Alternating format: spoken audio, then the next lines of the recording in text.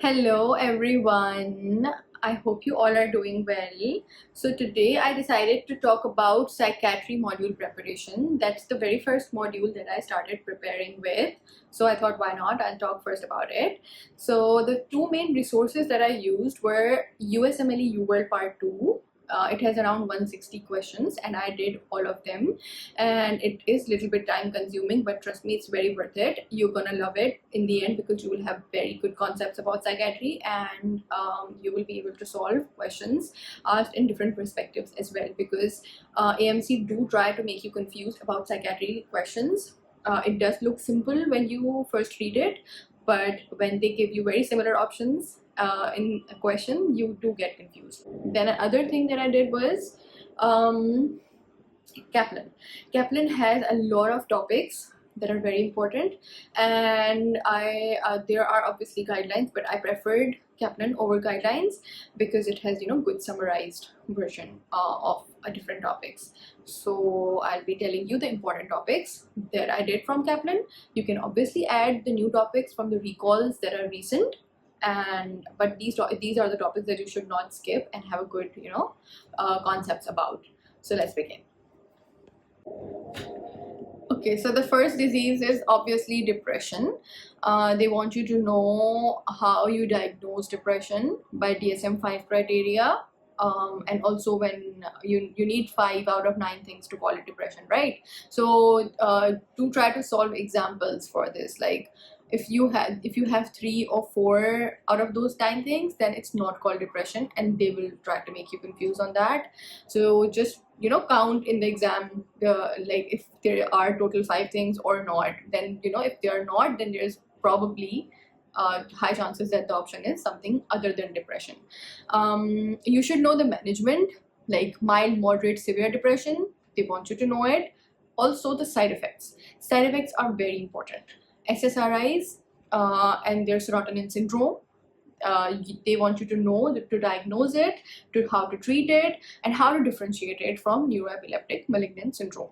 That's obviously caused by the antipsychotics. So other disease is bipolar disorder. Bipolar disorder is obviously very important. You should know what's bipolar 1, what's bipolar 2, how you treat them, and what therapies you give, how you differentiate these from depression and from personality disorders, also from schizophrenia. Schizophrenia is obviously another topic that you should know about, and how you differentiate schizophrenia from schizoaffective, schizophrenia forms, and what antipsychotics you use in pregnancy, all the drugs. It's important to know which drugs are used in the pregnancy in psychiatry. Okay, they can always ask you what you will give in pregnancy, what you will give in breastfeeding mothers, so do have that in mind. Also antipsychotic side effects like neuroepileptic malignant syndrome and other second generation and first generation antipsychotic side effects. They're very fond of those topics. Okay, then there are personality disorders and defense mechanisms. They want you to know all 3 clusters of personality disorders, and out of which they want you to know the borderline personality disorder the best, because I have seen coming a lot of questions from personality disorders, and especially from borderline personality disorder. Like all of them are important, and you should know how to differentiate borderline personality disorder from other diseases and other personality disorders. Okay, so all 3 clusters are important. I have always seen a question coming from either personality disorders or from defense mechanism topic. So these both are important. The defense mechanisms, I did not read them in my med school and they were new to me.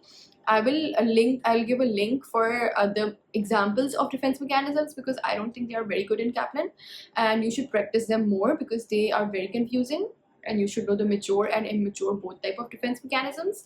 I'll try to put the link for that. That helped me, and you can find other examples out there as well.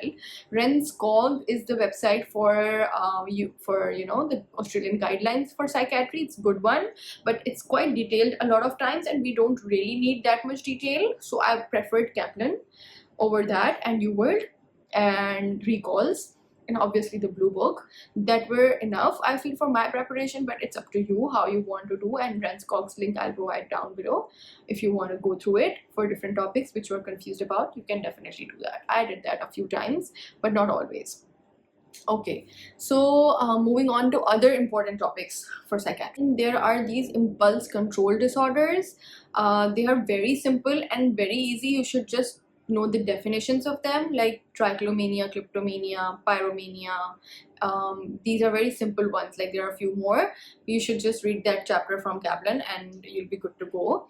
Like just don't skip it because they do ask questions from it sometimes. And there are eating disorders. Eating disorders are their most favorite, trust me.